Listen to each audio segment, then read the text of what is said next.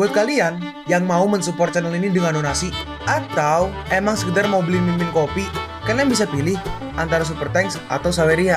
Gue sih nggak masalah kalian pilih yang mana. Cuma kalau bisa, lewat Saweria aja. Soalnya kalau YouTube, potongannya gede, 30%. Kalau Saweria, cuma 5%. Untuk link Saweria, kalian bisa klik aja di atas kanan nih. Atau bisa cek di kolom deskripsi. Tapi kalau mau support, nggak harus donasi kok. Dengan kalian nonton sampai habis, dan memberikan like pada video ini, itu udah ngebantu banget buat support channel ini. Oh iya, kalian juga bisa join nih ke grup Telegram komunitas cerita manhwa yang baru. Untuk linknya, gue tampilin di layar ya. Tapi kalau malas ngetik, cek aja kolom deskripsi. Di sana, kalian bisa sharing nih topik seputar manhwa dan kawan-kawan, dan juga ketemu teman baru. Kalau mau info terbaru dari Mimin, misalnya upload kapan atau misalnya ada telat upload, Mimin pasti akan langsung infokan di Telegram. Makanya, jangan lupa join ya. Gak perlu berlama-lama lagi, kita mulai aja ceritanya.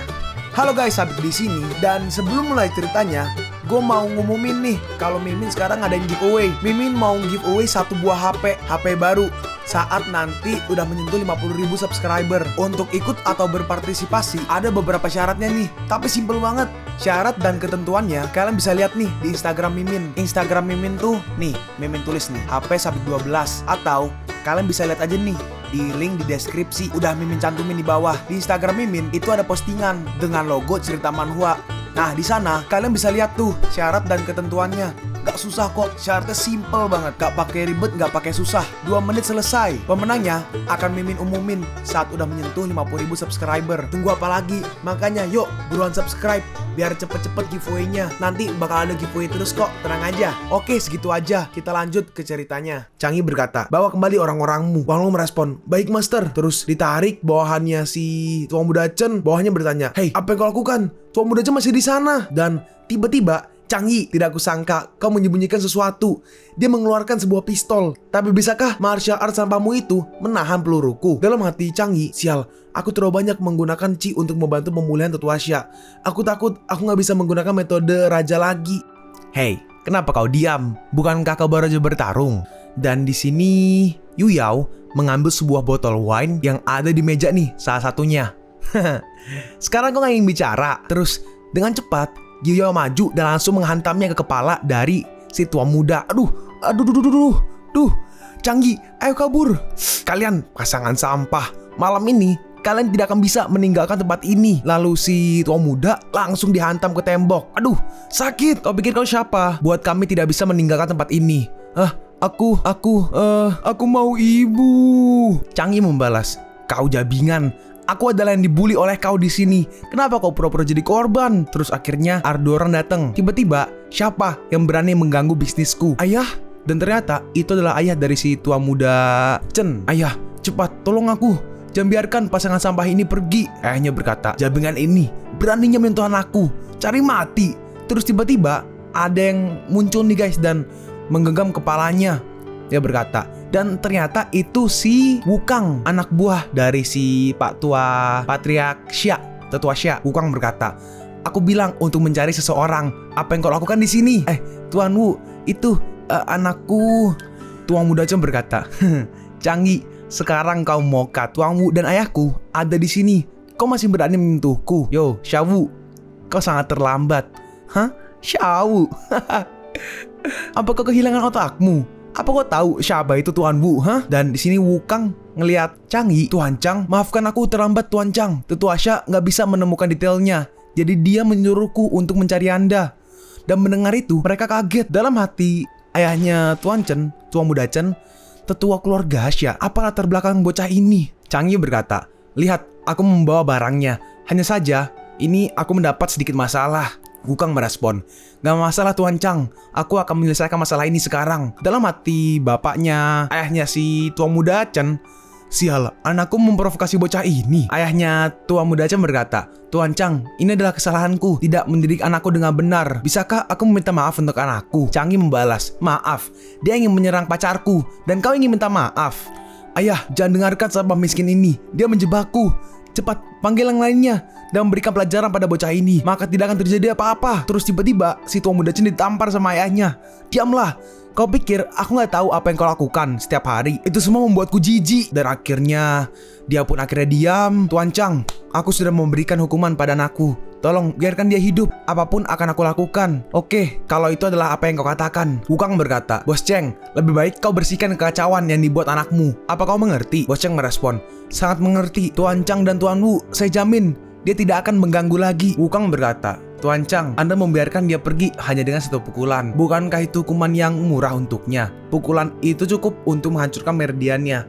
Aku takut dia nggak berani melakukan kesalahan di masa depan. Terus tiba-tiba, oh iya, saya hampir lupa. Ini adalah 10 juta yuan. 10 juta itu di sini sekitar 21,7 M ya, 20 M lebih. Ini adalah 10 juta yang Xiaolao atau Tua Xia minta untuk saya berikan sebagai pembayaran dan sebagai tanda terima kasih karena telah memodifikasi metode kultivasi. Tuan Xia tahu Anda tidak peduli dengan semua ini, tapi terimalah sebagai hadiah dari Xiaolao. Karena itu niat Tetua Xia, aku akan menerimanya. Dalam hati Changi, ya Tuhan, seperti itulah uang didapat. Sekarang aku bisa membeli cukup herbal karena aku ingin memulihkan kekuatan spiritualku. Wukong melanjutkan, sebenarnya Tuan Chang, ada beberapa hal lain yang Tuan Xia ingin diskusikan dengan Anda secara detail. Jika Anda luang, bolehkah saya mengantar Anda ke sana? Lalu Yao pun memanggil Changi. Changi, ada sesuatu yang ingin aku bicarakan padamu. Changi berkata ke si Wukong ya, Xiaowu, kau masuk dulu ke mobil. Aku akan menyusul nanti. Oke, kalau begitu, aku akan menunggumu di dalam mobil. Dan akhirnya mereka pergi. Maaf Changi, kau meminta aku untuk menjaga jarak dari Chowi sebelumnya. Tapi aku tidak mendengarkan. Aku tidak menyangka hal seperti itu akan terjadi hari ini dan melibatkanmu. Changi merespon, garis bodoh. Bukankah aku mengatakan kalau aku akan melindungimu sebelumnya? Jadi apa yang membuatmu menyesal? Yo merespon, jangan bicara omong kosong seperti itu. Jangan sampai aku kecewa di masa depan.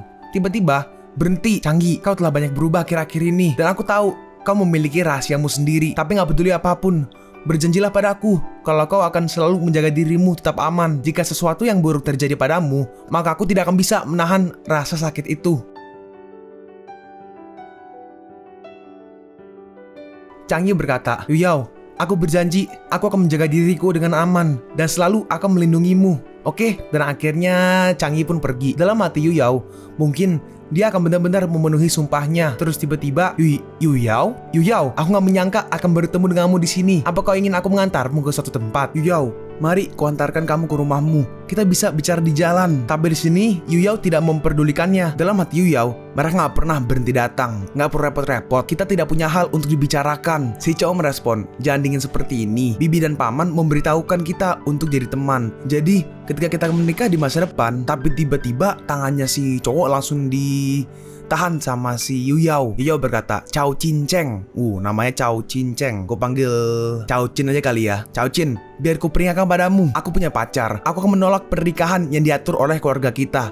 Karena orang tua aku sangat menyukaimu, kenapa kau tidak menikahi mereka aja? Dah, sana. Dan Yuyao pun akhirnya pergi. Yang satu ini memang perempuan keras kepala. Tidak apa, kalau gitu, aku akan membuatmu melihat bagaimana aku akan melangkahi wajahnya. Dan sekarang kita pergi ya ke Changi bertemu dengan si Tetua Xia. Tetua Xia berkata, karena Tuan Chang membantu keluarga Xia kami, kalau kau butuh bantuan, katakan aja padaku. Changi merespon, kau terlalu baik Tetua Xia, tapi aku benar-benar punya sebuah permintaan. Katakan aja Tuan Chang. Di sini Changi mengeluarkan sebuah kertas nih. Apakah Tetua Xia pernah melihat orang ini? Dan ternyata sebuah foto guys.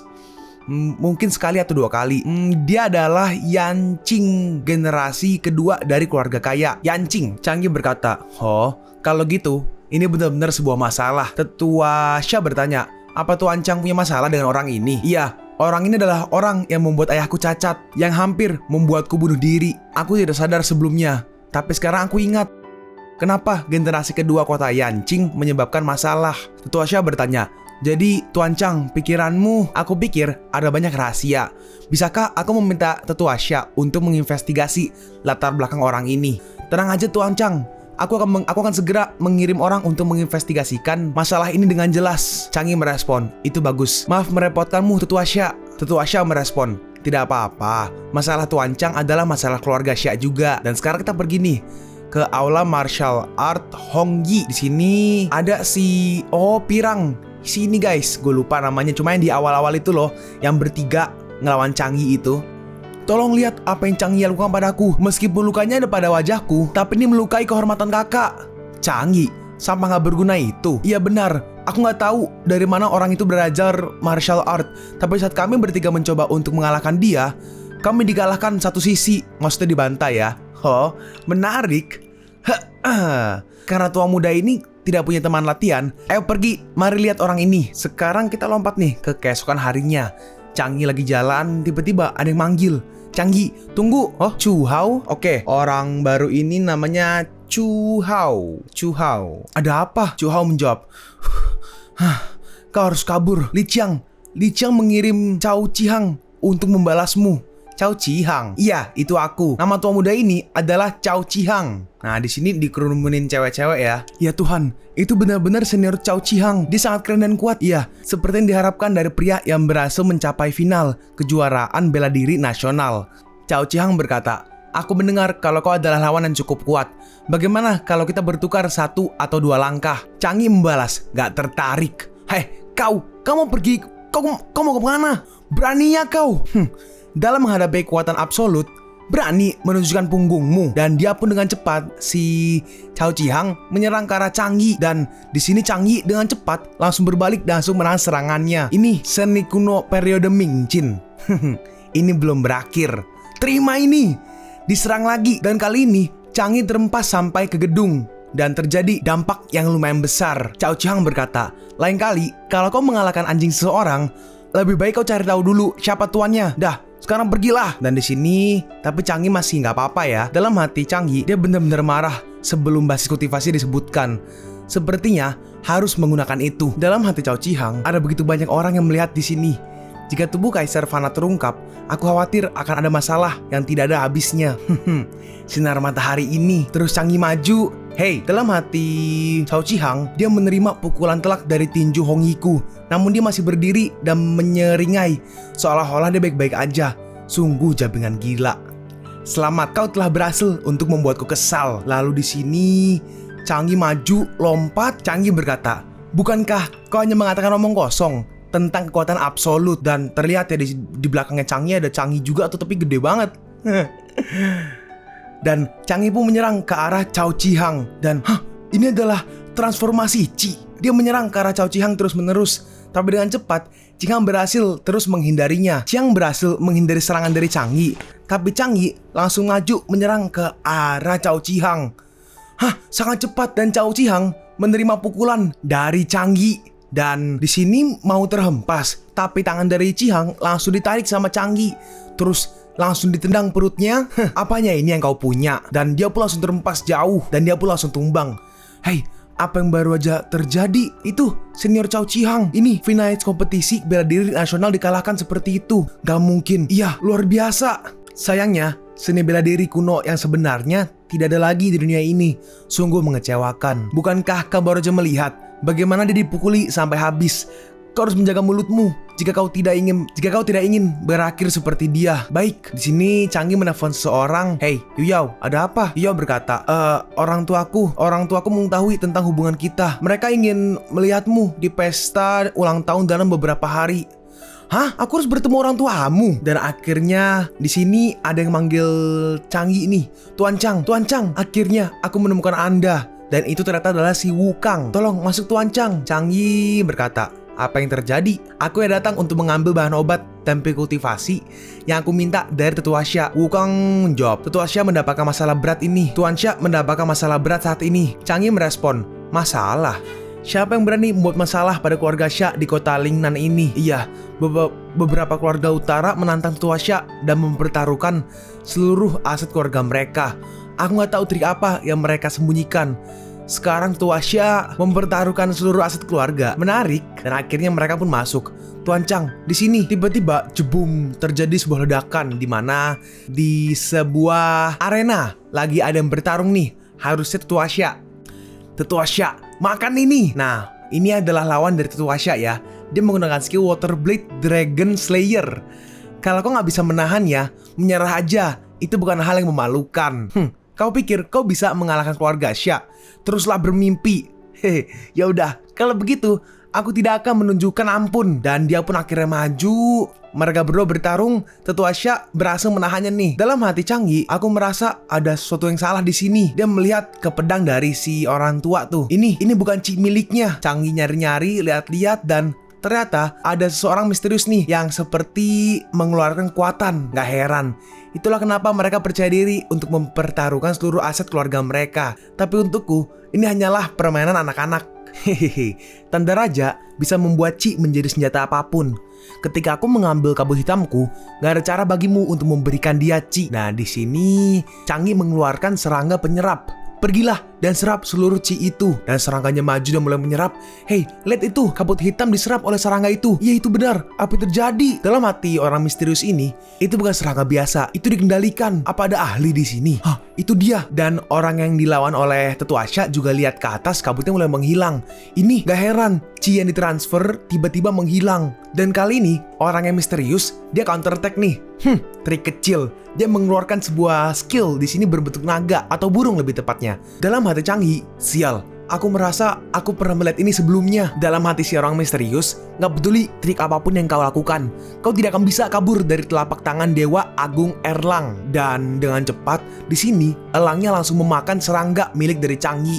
Dan si Tetuasya juga terkena serangan dari musuhnya. Tetuasya, kau telah kalah. Wukong berkata, Tuan Chang, tolong bantu Tetuasya. Dia nggak bisa menahannya lagi. Jangan khawatir, kabut hitam itu sudah kuserap oleh tanda rajaku. Dia cari mati.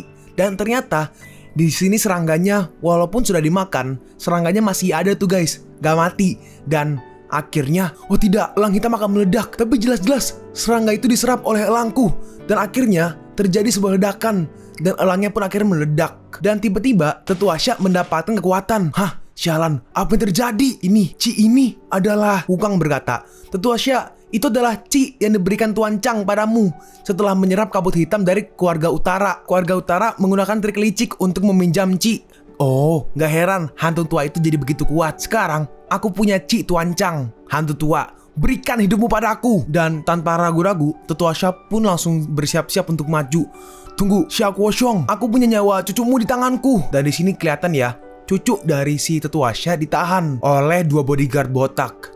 Feng hantu tua, kau sangat licik. Musuhnya membalas, pemenangnya sudah ditentukan. Xiao Kuo, kau bisa menyerah sekarang. Jika tidak, cucumu akan mokat karena kamu. Hei tuh, aku nggak tahu kalau keluarga utara ternyata sangat licik. Iya, aku pikir mereka akan bertarung dengan jujur dan adil. Wukong berkata, oh tidak, sekarang susah bagi Tetuasya untuk menyerang dia. Dan di sini Changi menggunakan skill Soul Controlling Skill. Xiaowu, ketika aku memanggil namamu, kau pergilah selamatkan Putri Tetuasya. Cepatlah, Wukong merespon. Tapi nggak peduli seberapa cepat aku nggak lebih cepat dari pisau itu. Kalau mereka melihatku, nona muda akan dalam bahaya. Changi berespon, jangan khawatir, semuanya akan terjadi sesuai rencana. Lakukan seperti yang aku katakan. Dan Changi menggunakan skillnya nih. Tadi kan skillnya kan Soul Controlling Skill, yang berarti mengontrol jiwa dari seseorang. Dan Changi di sini mengontrol jiwa orangnya ini nih, orang yang megang pisau. Si musuh berkata, berikan pukulan pada cucunya. Biarkan Tetuasya memilih antara aset keluarganya atau cucunya. Kau berani. Dan di sini cucunya kan ada dua orang nih bodyguardnya. Yang megang pisau itu dikontrol. Dan yang satu lagi memegang leher dari si Feng Dan dengan cepat orang yang dikontrol menghajar bodyguard yang satu lagi. Xiaowu, sekarang. Dan akhirnya Wukong pun pergi ke Feng Hey, apa yang kalian lakukan? Dan akhirnya skillnya pun menghilang. Loh, kenapa? Dan Feng pun berhasil diselamatkan. Nona Feng Huang, biar ku perkenalkan. Ini Tuan Chang, dia yang baru aja menyelamatkanmu. Feng berkata, terima kasih. Bukan masalah. Mantra pengendali jiwa tidak hanya mengendalikan jiwa, tapi itu sangat kuat dan tubuhku lelah sekarang. Dalam hati Feng orang ini kelihatan lemah dan rapuh. Aku penasaran bagaimana dia menyelamatkanku. Dan pada akhirnya Tetuasya pun berhasil mengalahkan si musuh.